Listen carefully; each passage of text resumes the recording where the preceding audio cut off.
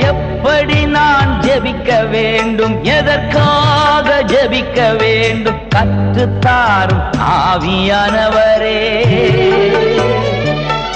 எப்படி நான் ஜெபிக்க வேண்டும், எதற்காக ஜெபிக்க வேண்டும், கற்றுத்தாரும் ஆவியானவரே. வேத வசனம் புரிந்து கொண்டு விளக்கங்களை அறிந்திட வெளிச்சம் தாரும் ஆவியானவரே.